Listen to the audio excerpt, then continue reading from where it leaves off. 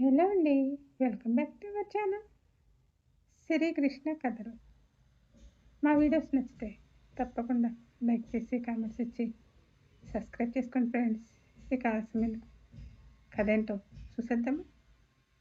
శ్రీమతి పెళ్ళొస్తా 8th episode.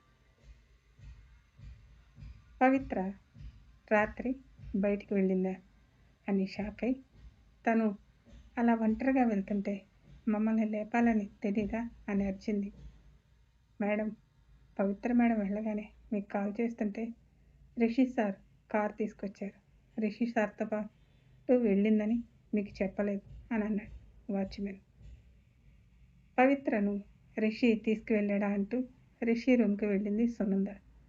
Rishi రూమ్లో పడుకొని నిద్రపోతున్నాడు. సునంద వెళ్ళి రిషి అని లేపింది. ఏంటి మమ్మీ అంటూ లేకుండా అలానే ఉన్నాడు. రిషి పవిత్రను రాత్రి ఎక్కడికి తీసుకువెళ్ళావు అని అడిగింది. నేను ఎక్కడికి తీసుకువెళ్ళాను, ఎక్కడికి తీసుకువెళ్ళలేదు కదా అని లెగుస్తూ చెప్పాడు. వాచ్మెన్ పవిత్ర వెళ్ళిన వెంటనే నువ్వు వెళ్ళావని చెప్పాడు. నాతో పవిత్ర ఉందని చెప్పలేదు కదా. నేనేదో ఆఫీస్ పని మీద వెళ్ళాను, బయటికి వెళ్ళాల్సి వచ్చింది, వెళ్ళాను. పవిత్ర సంగతి నాకు తెలీదు అన్నాడు. పవిత్ర ఇంట్లో కనిపించడం లేదురా. ఎక్కడికి వెళ్తుంది? వెళ్తే వాళ్ళ ఇంటికి వెళ్తుంది అంతే కదా అని లేచి వాష్రూమ్కి వెళ్ళాడు. సునంద బాధగా నేను రాత్రి పవిత్రను ఏమీ అనకుండా ఉండాల్సింది. నేను రిషికి ఏమైనా అవుతుందని భయం వేసి అలా తిట్టాను, కానీ కావాలని కాదనుకుంటూ బయటికి వెళ్ళి పవిత్ర వాళ్ళ అమ్మ వాళ్ళ ఇంటికి కాల్ చేసింది. పవిత్రకు రిషి గుర్తుకు వచ్చి రాత్రంతా నిద్రలేదు. ఒక్కదాన్నే వెళ్తున్నానని తెలిసి కూడా ఆయన రాలేదంటే నా మీద ఎంత కోపంగా ఉన్నారు. నేనేమి కావాలని దూరం ఉంచటం లేదు కదా. ఆయన ప్రాణాలను కాపాడుకోవటానికే కదా నా బాధను నాలోనే దాచుకొని ఈ 1 yearగా నేను భరిస్తూ ఉన్నాను. అత్తయ్య గారు కూడా నన్ను అర్థం చేసుకోలేదు. నేనేదో తప్పు చేసినట్లు తిట్టారు అని ఆలోచిస్తూ ఎప్పటికో నిద్రపోయింది. మురుగన్ లేచి కాఫీ ప్రిపేర్ చేసి కార్తీక్ రూమ్కి వచ్చి కార్తీక్ సార్ వాడు అంటూ నిద్రలేపాడు. అప్పుడే తెల్లవారిందా మురుగన్ అన్నాడు. తెల్లవారి చాలాసేపు అయింది సార్, లేవండి అంటూ కాఫీ కలిపించాడు. పవిత్ర లేచిందా అని అడిగాడు. ఇంకా లేదు, లేపమంటారా అని అడిగాడు. వద్దులే, రాత్రంతా నిద్రపోయి ఉండదు, తనే లేస్తుంది. ఈరోజు నేను ఆఫీస్కి వెళ్ళను. ఏమైనా ముఖ్యమైన ఫైల్స్ ఉంటే ఇంటికి తీసుకురమ్మని మన మేనేజర్కి కాల్ చేసి చెప్పు. అలాగే ఏమైనా మీటింగులు ఉంటే రేపటికి పోస్ట్ పోన్ చేయమని చెప్పు అన్నాడు. అలాగే సార్, సార్ వాడు అని మురుగన్ వెళ్ళాడు. పవిత్ర, నిన్ను అర్ధరాత్రి అలా బయటికి పంపిన వాడని ఊరికే వదలను. నీ కళ్ళ వెంట నీళ్లు వచ్చేలా చేస్తారా?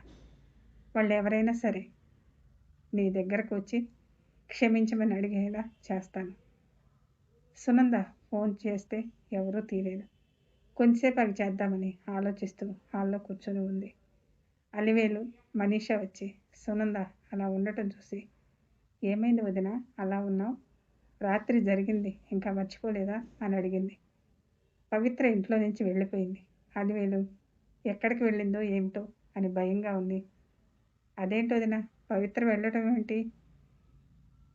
అత్తయ్య ఏదో 2 మాటలు కోపంలో ఉంటే అలా వెళ్ళటమేనా? అది చెప్పకుండా నువ్వెంత కంగారు పడతావో తెలీదా అన్నది అలివేలు. అది కాదమ్మా, రాత్రి అత్తయ్య ఇంట్లో నుంచి వెళ్ళు అన్నది కదా. బావ ప్రాణాల కోసం అలా వెళ్ళి ఉంటుంది పాపం. అక్క ఎక్కడికి వెళ్ళిందో అని. అత్తయ్య అక్క వాళ్ళ పుట్టింటికి చేశావా ఫోను అని అడిగింది మనీష. చేశాను మనీషా, ఎవరూ తీయలేదు. మళ్ళీ ఒకసారి చెయ్యి అత్తయ్య అన్నది. మళ్ళీ సునంద కాల్ చేసింది. హలో అని విసుగ్గా అనిపించింది పవిత్ర వదిన రజనీ గొంతు. అమ్మ రజనీ, ఎలా ఉన్నారు అని అడిగింది సునంద. మాకేమి, మేమందరం బాగున్నాం. ఇంతకు అక్కడ మా ఆడపడుచు ఎలా ఉంది అని అడిగింది. అంతే. సునంద మొహంలో నెత్తురు చుక్కలేదు. బాగానే ఉంది. మీరు ఎలా ఉన్నారని చేశాను, మళ్ళీ చేస్తానని ఫోన్ పెట్టి పవిత్ర అక్కడ కూడా వెళ్ళలేదంట అన్నది. ఇక్కడ లేక పుట్టింటికి వెళ్ళక ఎక్కడికి వెళ్ళింది వదిన అన్నది అలివేలు. అదే నాకు అర్థం కావటం లేదు. అసలే అర్ధరాత్రి ఒంటరిగా వెళ్ళింది. నాకెందుకో భయంగా ఉంది. పోలీస్ కంప్లైంట్ ఇద్దామా అన్నది సునంద. రిషి కిందకు వస్తూ, పోలీస్ కంప్లైంట్ ఎందుకు మమ్మీ, తనే కావాలని వెళ్ళింది. తన ఫ్రెండ్ దగ్గర ఉందిలే, కాల్ చేసింది అని అబద్ధం చెప్పాడు. సునంద ఆనందపడుతూ, నిజంగానా, పవిత్ర కాల్ చేసిందా అని అడిగింది. అవును మమ్మీ, నా మీద చాలా కోపంగా ఉంది. కోపం తగ్గిన తర్వాత తనే వస్తుందిలే, ఈలోపు మీరెవరికి కాల్ చేయకండి. సరే చెయ్యం, కానీ తను ఎక్కడుందో చెప్పు రిషి, మేము వెళ్ళి చూసి వస్తాం అన్నది సునంద. ఎందుకు వెళ్ళి ఆవిడ కాళ్ళు గడ్డాలు పట్టుకొని బ్రతిమలాడి ఇంటికి తీసుకురావడానికా అని కోపంగా అన్నాడు రిషి. అది కాదు రిషి, రాత్రేదో కోపంలో ఇంట్లోంచి వెళ్ళు అన్నాను. క్షమాపణ చెప్పి ఇంటికి తీసుకొస్తానన్నది. ఏంటి మమ్మీ ఇంట్లో నుంచి ఏంటి మమ్మీ ఇంట్లో నుంచి వెళ్ళమన్నదా? అంటే మమ్మీకి కూడా పవిత్ర నాకు దూరంగా ఉండటం నచ్చలేదా? అంతేలే, కొడుకు సుఖంగా లేకపోతే ఏ తల్లికైనా బాధే కదా, అందుకే అని ఉంటుంది. నేను కూడా కోపంలో అన్నాను. ఇద్దరం అనేసరికి బాధతో వెళ్ళింది అనుకుంటా. అయినా పెళ్ళి సంవత్సరం అవుతున్నా ఇంకా నన్ను దూరం పెడితే కోపం రాదా? డాక్టర్ దగ్గరికి వెళ్ళి నీ ప్రాబ్లం ఏంటో చెప్పు అంటే నాకేమి లేదు, నేను బాగానే ఉన్నాను అని వచ్చేది కాదు. ఎన్నో రకాలుగా ప్రయత్నం చేశాను. నేను ఆఫీస్ నుంచి ఇంటికి రావటం భయం. తన రూమ్లోంచి బయటకు వచ్చేది కాదు.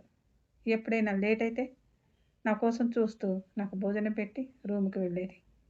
అసలు పవిత్ర ఎందుకు అలా చేస్తుందో ఆలోచించి మైండ్ పోయింది అని అనుకుంటూ, రిషి ఎక్కడ ఉందో చెప్పు, మేము వెళ్ళి తీసుకొస్తాం అన్నది సునంద.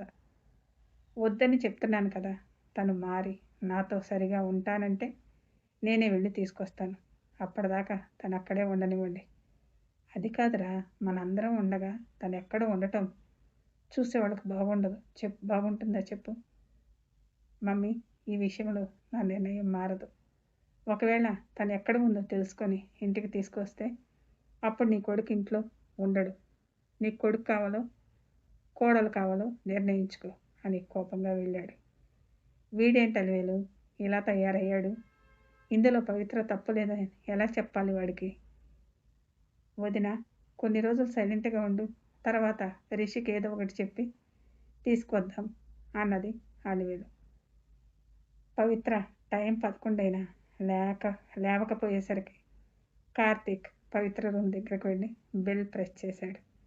బెల్ సౌండ్కి పవిత్రకి మెలకు వచ్చి లేచి కూర్చొని ఒక క్షణం ఎక్కడ ఉందో అర్థం కాక చుట్టూ చూసి రాత్రి జరిగిందంతా గుర్తుకు వచ్చి బెడ్ మీద నుంచి లేచి డోర్ తీసింది.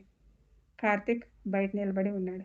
పవిత్ర డోర్ తీయగానే పవిత్రను అలానే చూస్తూ ఉన్నాడు కార్తీక్. స్టోరీ కంటిన్యూ మళ్ళీ నెక్స్ట్ ఎపిసోడ్లో కలుసుకుందాం. Thank you.